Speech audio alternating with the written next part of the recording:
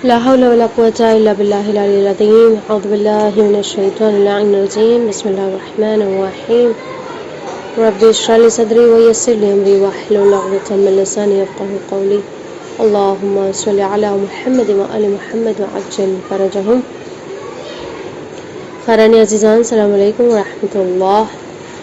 امید ہے کہ آپ سب خیریت سے ہوں گے کہ انشاءاللہ کہ اس ایام مبارک میں بہترین طریقے سے نعمت الہی سے مستفید ہو رہی ہوں گی. اسی کے ساتھ ہم آگے آج جو ہے تاریخ 5ویں ہے اور آج ہے 5واں روزہ ماہ مبارک کا 5واں دن کہ جس کی دعا آج ہم پڑھیں گے اور اس کے شرح کے بارے میں اپنے علم میں اضافہ کریں گے اور انشاءاللہ کہ اس پہ عمل کرنے کی بھی ہم توفیقات اپنے پروردگار عالم سے آج ہی کے دن درخواست کریں گے.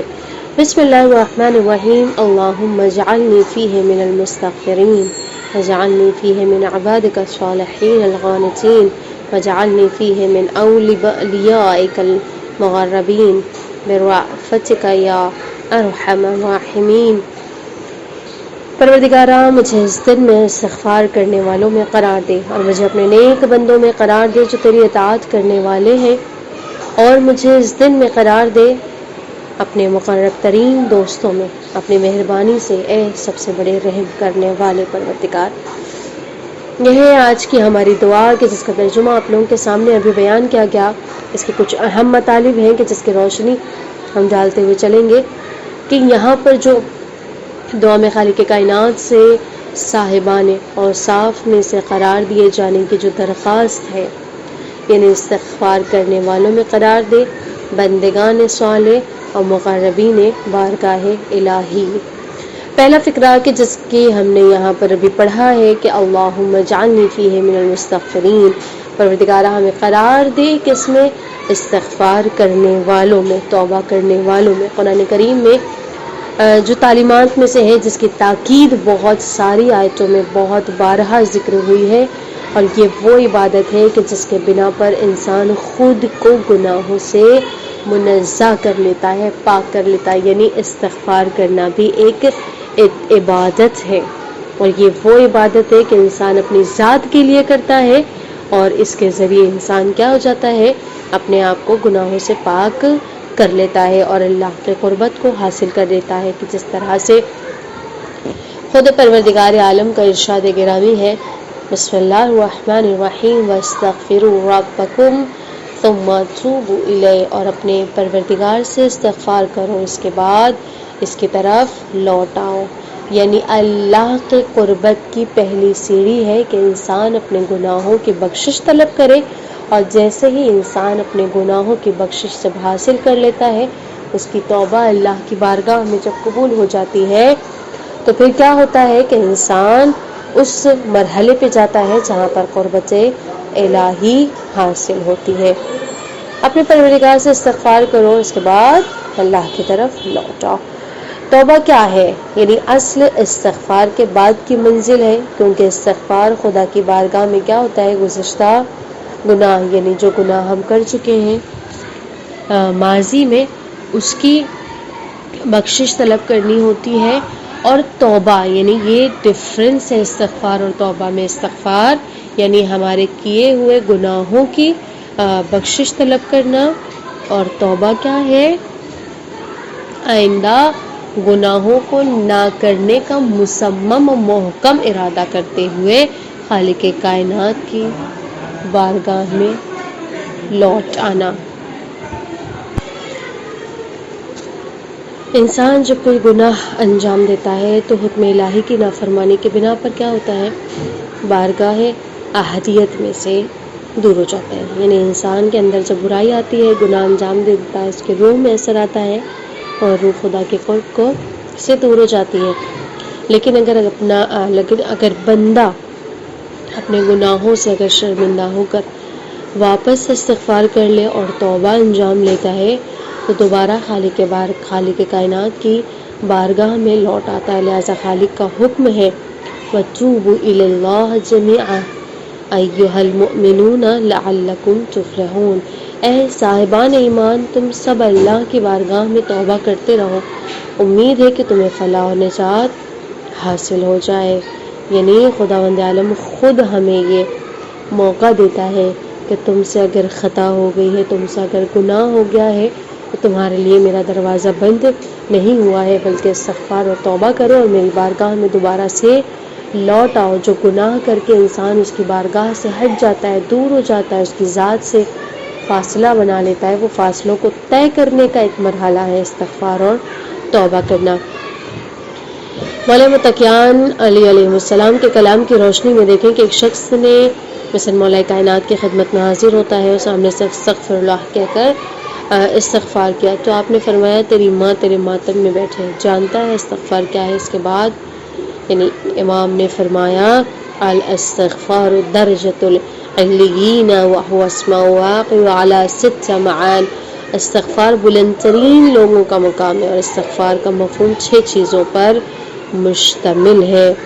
یعنی تو اس کا مفہوم ہے، یعنی کیا مطلب ہے استغفار کا؟ یعنی صرف زبان سے استغفر اللہ استغفر اللہ استغفر اللہ کہہ لینا کیا واقعا اتنا ہی استغفار ہے کہ خدایا تو ہمیں گناہوں کی بخشش دے گے؟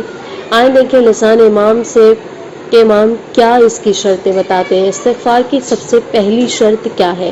ماضی پر شرمندگی، یعنی اپنے گزشتہ کاموں اور عمل پر شرمندگی استغفار ہوتی ہے۔ یعنی اولھا ندم علی ما مضی، گناہان گزشتہ پر شرمندگی کی توفیق ہر کسی کو حاصل نہیں ہوتی ہے مگر جس پر اللہ کی خاص عنایت و کرم ہو، بندہ اپنے گناہوں پر شرمندہ و پشیمان ہوتا ہے۔ بشر حافی کا واقعہ ہے یہاں پر درج کیا گیا ہے کہ ایک دن حضرت امام موسیٰ کاظم ایک گلی سے گزر رہے تھے، درمیان میں مثلا راستے کے درمیان میں ایک گھر سے ناچ گانے کی صدا سنائی دی۔ امام علیہ السلام نے اس گھر کے در و دیوار پر ایک نظر ڈالی کہ اسی اثنا میں ایک کنیز کسی کام کے غرض سے اس گھر سے باہر آئی۔ امام عالی مقام کی نورانی چہرے پر اس کی نظر پڑی، اس نے دیکھا کہ امام حیرت زدہ اس عالیشان گھر کو دیکھ رہے۔ پھر امام نے اس کنیز سے پوچھا یہ بتاؤ کہ اس گھر کا مالک یعنی بندے غلام ہے یا آزاد؟ تو اس کنیز نے جواب دیا اس گھر کا مالک ایک آزاد مرد ہے۔ امام نے فرمایا یقیناً اگر بندہ ہوتا تو وہ اپنے آقا و مولا کا فرما بردار ہوتا۔ اور اس کے بعد کنیز گھر میں واپس چلی گئی۔ اس کے آقا بشر نے سوال کیا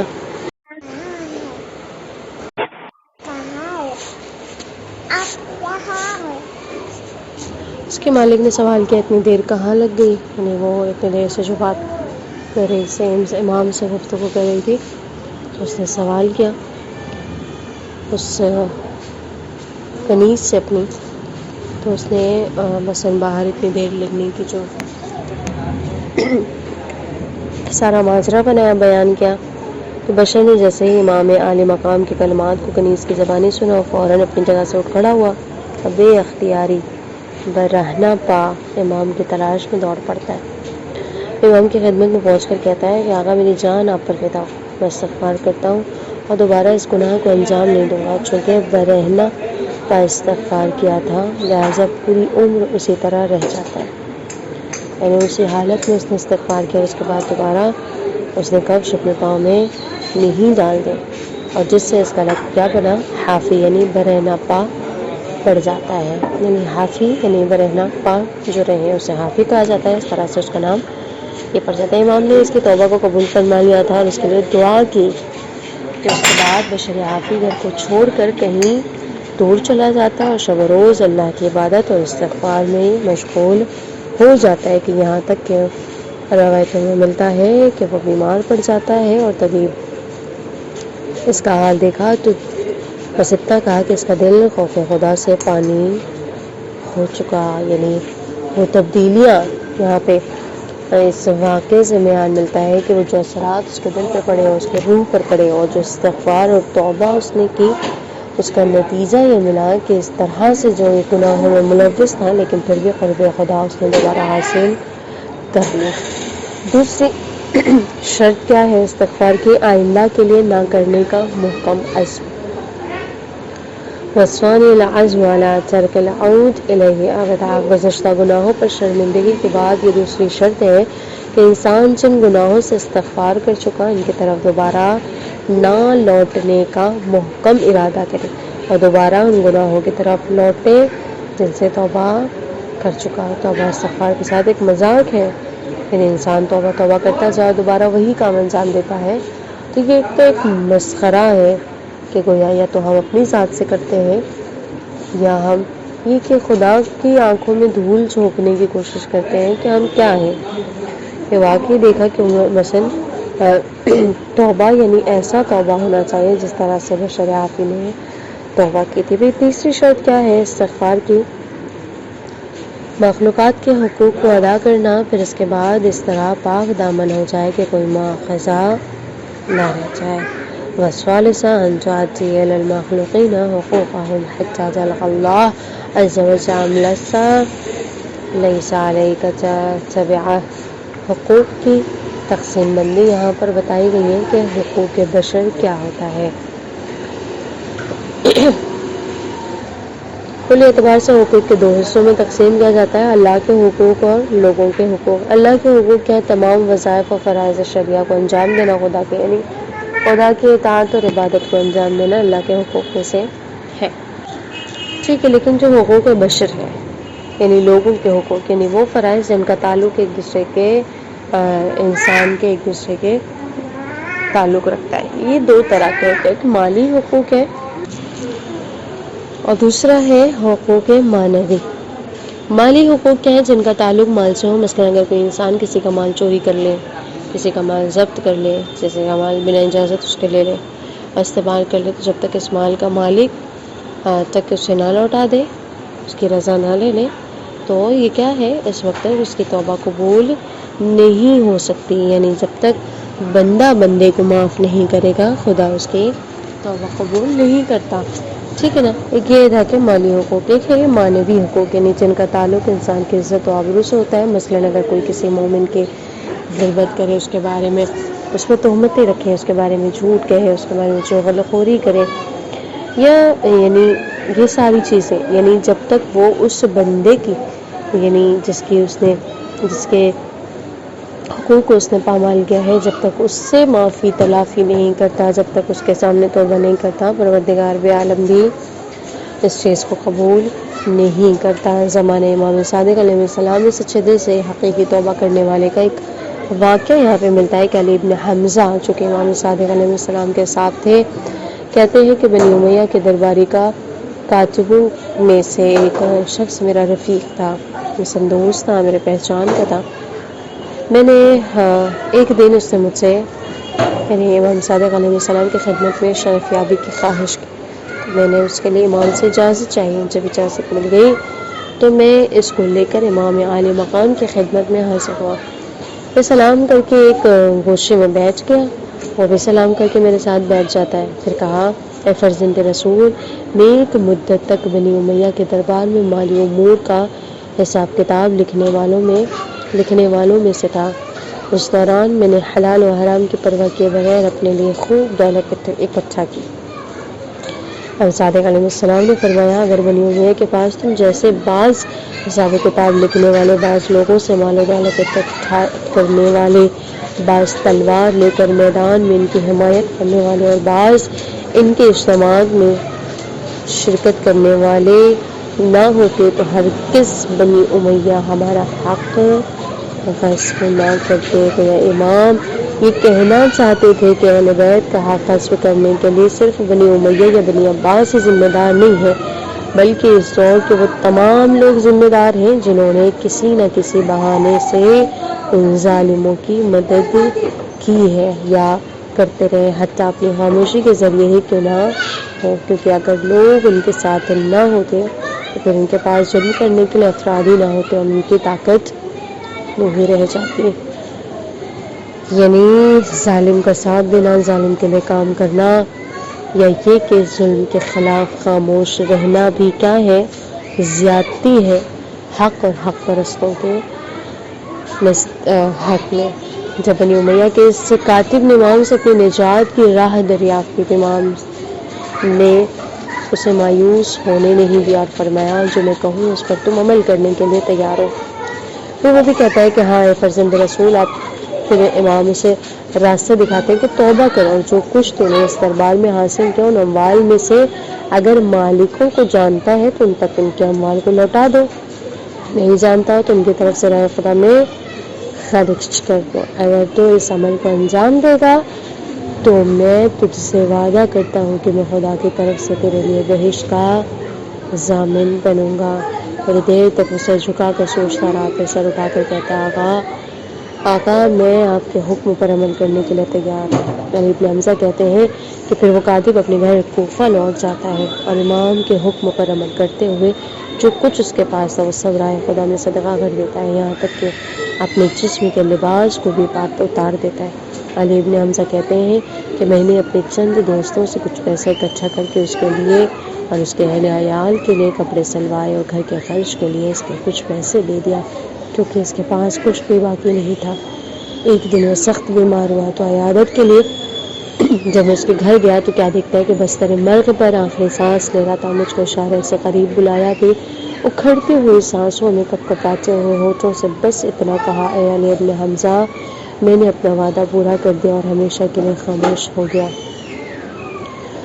پھر جب وہ مر جاتا ہے، اس کا انتقال ہو جاتا ہے، تو چند دن کے بعد علی بن حمزہ کہتے ہیں کہ میں امام کی خدمت میں حاضر ہوا تو امام نے جیسے ہی مجھے دیکھا فرمایا، علی بن حمزہ، میں نے بھی جو تمہارے دوست کو وعدہ کیا تھا وہ میں نے پورا کر دیا۔ یعنی اس واقعے سے ہمیں ایک راہ ملتی ہے کہ واقعاً انسان کے گردن پہ اگر کسی حق بشریت کا مثلا اگر حق ہو تو اسے ایک راہ امام نے یہ راستہ بتا دیا کہ اگر معافی تلافی کرنے کی گنجائش نہ ہو، انسان اگر اس کے عوض نہ دے سکتا ہو تو انسان کیا کرے، اس کی طرف سے اگر غیبت کی ہے، تہمت لگائی ہے یا کسی بھی اعتبار سے اگر اس طرح کا کوئی گناہ اس سے سرزد ہو گیا ہے تو اس کی طرف سے کیا کرے، اگر مال اس کا چھینا ہے یا غصب کیا ہے تو وہ راہ خدا میں دے دے، یا اگر اس کے پیٹھ پیچھے اس کی باتیں کی ہے، اس طرح سے اگر اس کی برائیاں کی ہے تو کیا کرے، اس کی نیت سے استغفار کرے کہ خدا کیا ہے، بخشنے والا ہے۔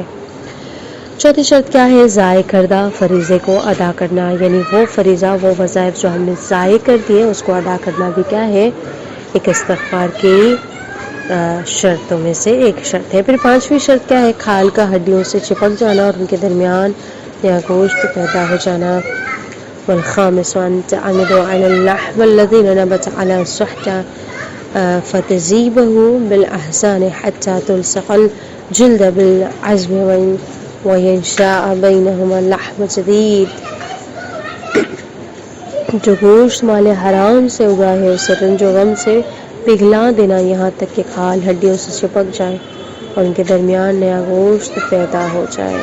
دراصل یہ جو پانچویں قسم ہے توبہ استغفار کی شرائط میں سے نہیں ہے، بلکہ توبہ کے لیے تمتع کی حیثیت رکھتی ہے، یعنی خوف خدا اور لقم حرام کا تصور حقیقی توبہ کرنے والے کو اس کے قدر و معندوں میں مبتلا کر دیتا ہے، اور اتنا زیادہ وہ اپنے اس غم میں بالکل گھل جاتا ہے کہ اس کی حدیث میں مثلا وارد ہوا ہے کہ جیسے لقم حرام کھایا 40 دن تک اس کی دعا نماز قبول نہیں ہوگی۔ لقم حرام کے کھانے کے برے اثرات مترتب ہوتے ہیں جو اس دنیا میں بھی ظاہر ہو جاتے ہیں، یعنی کوئی بھی واعظ و نصیحت لقم حرام کھانے والے پر اثر نہیں کرتی ہیں۔ چھوٹی شرط یہاں پر ہے کہ جسم کو ویسے ہی اطاعت کا مزہ چکھاؤ جس طرح معصیت سے اسے لطف اندوز کیا ہے، کہ اس کے بعد کہو استغفر اللہ، یعنی انسان جس طرح سے گناہ کی چاشنی اور مزہ اٹھا کر مزہ لیتا ہے اور گناہوں کو انجام دیتا ہے، اسی طرح سے اسے کیا کرنا ہے، اپنے آپ کو اپنے کیے ہوئے پر اتنا زیادہ پشیمان کرنا ہے، اپنی اعضاء و جوارح جس سے اس نے گناہ دیا ہے اس قدر اذیت دینی ہے، اس کے بعد اس کو کیا کرنا ہے، استغفار اور توبہ کرنا ہے۔ اس کے بعد دوسرا فقرہ ہمارا جو یہاں پر وجعلنی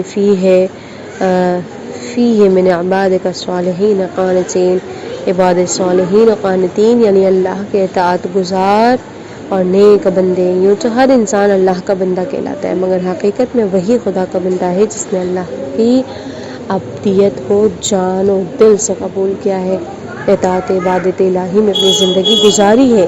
انسان کے لیے معراج عبادت ہے، اور اس لیے رسول اللہ فرماتے ہیں الصلاۃ معراج المومن، نماز مومن کے معراج ہے، اور نماز اطاعت عبادت الہی کا مصداق ہے، اور اسی عبادت اطاعت کے بنا پر انسان اپنے پروردگار کا تقرب حاصل کرتا ہے۔ مولا کائنات ارشاد فرماتے ہیں ما تقرب مثله عبادت اللہ، کوئی بھی چیز عبادت کی طرح انسان کو خدا سے قریب نہیں کر سکتی، یعنی عبادت ہی وہ مہم جو ہے وہ کڑی ہے کہ جب انسان عبادت کرتا ہے تو قرب خدا اسے حاصل ہوتا ہے اور وہ خدا کے نزدیک ہوتا ہے۔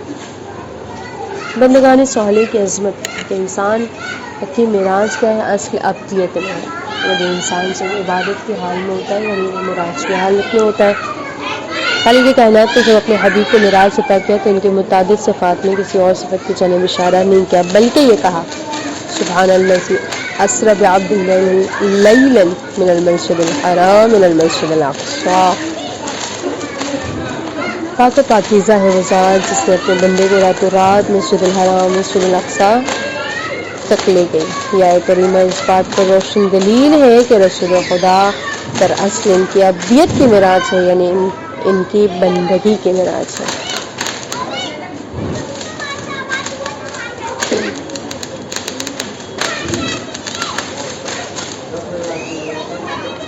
تو یہ جو ابدیت ہے، لہٰذا مثلا یہ کہ حضرت محمد مصطفیٰ صلی اللہ علیہ وآلہ وسلم کے رسالت سے پہلے اشہد ان محمد عبدہ ورسولہ کہہ کر ان کی ابدیت کی گواہی ان کے رسالت سے پہلے دے۔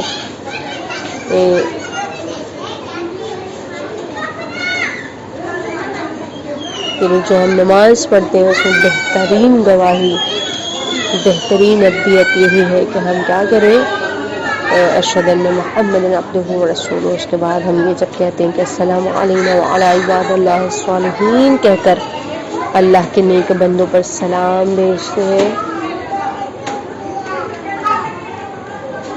لہٰذا خوش نصیب ہے وہ ہستیاں جنہیں لسان عصمت سد سوالی کا خطاب ملا، اور باب الحوائج حضرت ابو الفضل عباس کو افتخار حاصل ہے کہ امام صادق علیہ السلام جب آپ کی مزار مقدس کی زیارت انہوں نے فرمائی تو سب سے پہلے انہوں نے یہ جملہ اپنی زبان مبارک سے جاری کیا السلام علیکم ایھا العبد الصالح المطیع مطیع اللہ ولرسولہ ولامیر المؤمنین والحسن والحسین صلی اللہ علیہ وسلم، سلام ہو آپ پر عبد صالح جو اطاعت کرنے والے ہیں اللہ اور اس کے رسول اور امیر المؤمنین حسن حسین کی۔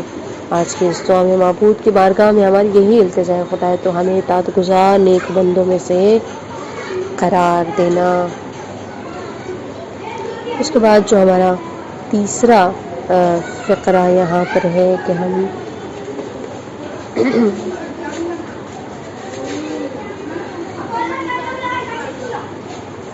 وَجَعَلْنِي فِيهَا مِنْ أَوْلِيَائِكَ الْمُقَرَّبِينَ بِرَأْفَتِكَ يَا أَرْحَمَ الرَّاحِمِينَ۔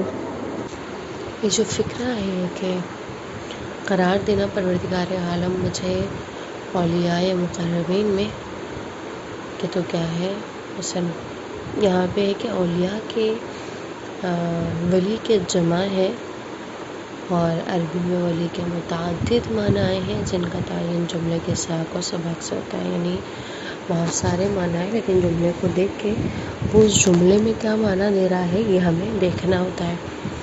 اب یہ جو دعا ہے یہاں پہ بندہ اپنے معبود سے کیا کر رہا ہے، التجا کر رہا ہے کہ پروردگارہ مجھے آج کے دن اپنے مقرب اولیاء میں سے قرار دینا، یعنی نزدیک ترین دوستوں میں سے قرار دے۔ گویا اس دعا میں ولی کا معنی کیا ہے، دوست ہے۔ یوں تو مثلا ہر بندہ نیک اعمال کے ذریعے حضرت حق کے زمرے میں شامل ہو جانا چاہتا ہے، مگر حقیقت میں یہ مرتبہ اس بندے کو نصیب ہوتا ہے کہ جسے خدا سے محبت کے تمام عہد و پیمان کو نبھایا ہو۔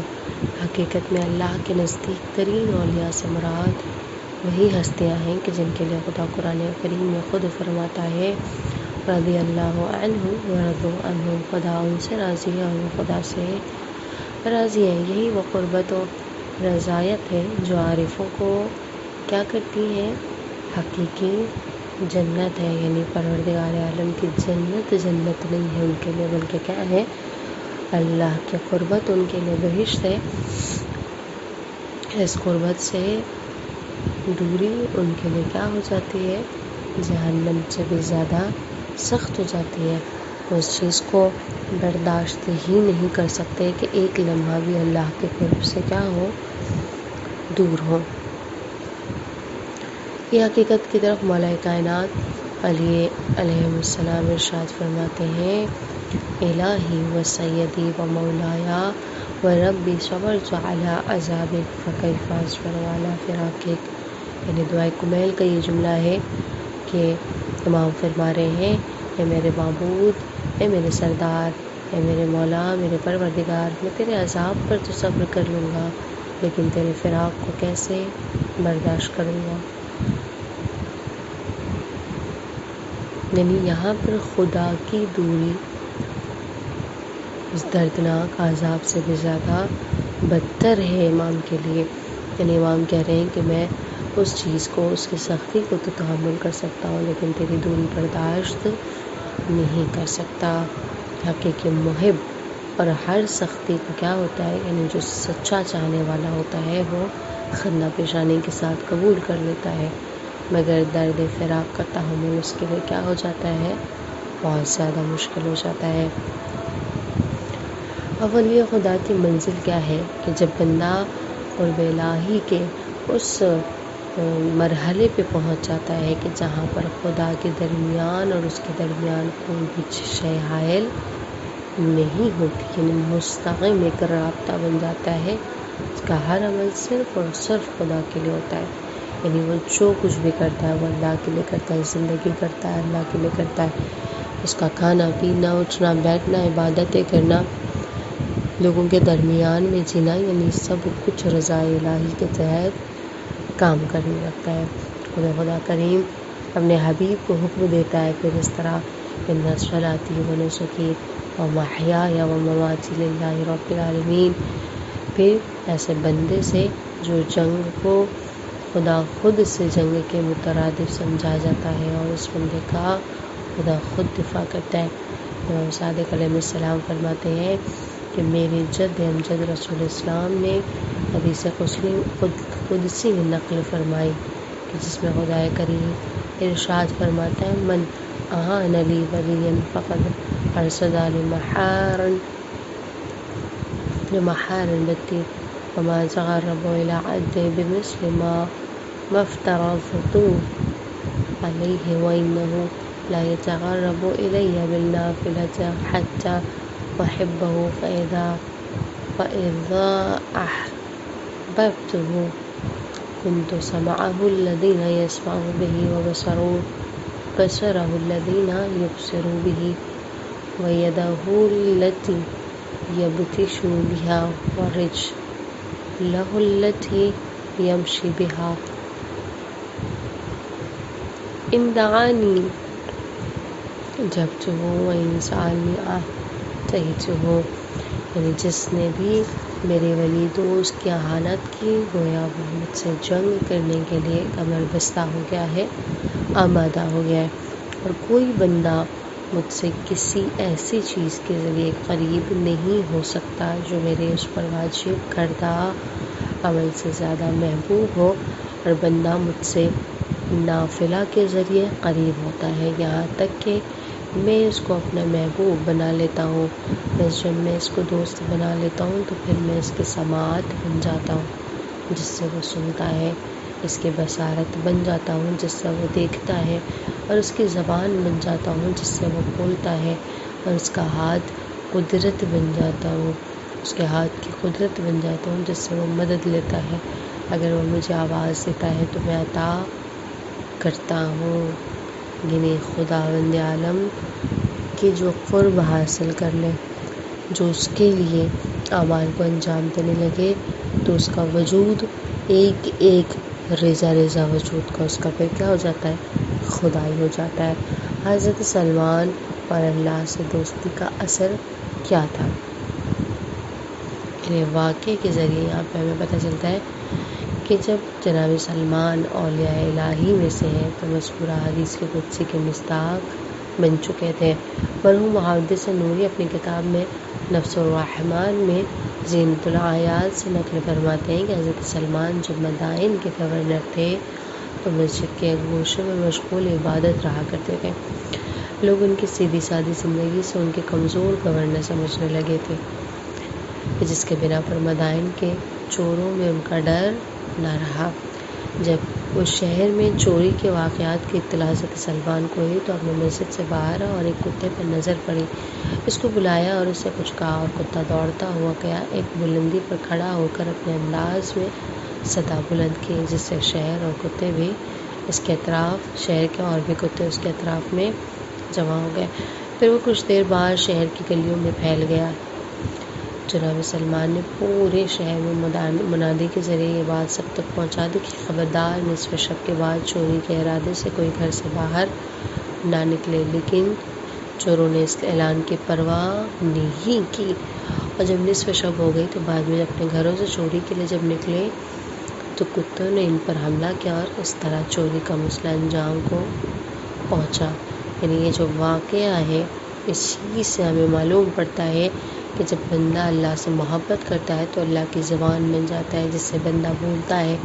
جب سلمان جیسے ولی خدا کا یہ مقام ہے تو سلمان کا بھی مولا ہے، اس صاحب ولایت عظمی حضرت علی کے مقام پر منزلت کا کوئی ادراک نہیں ہو سکتا ہے۔ اولیاء الہی کے اس مقام و مرتبے کو دیکھنے کے بعد آج کے دن میں ساختہ زبان پر یہ دعا جاری ہو جاتی ہے، وَاجْعَلْنِی فِیہم مِن أَوْلِیَائِکَ الْمُقَرَّبِین۔ پروردگار آج کے دن تو مجھے اپنے مقرب دوستوں میں قرار دے، آمین رب العالمین۔ وآخر دعوانا ان الحمد للہ رب العالمین۔ السلام علیکم ورحمۃ اللہ وبرکاتہ۔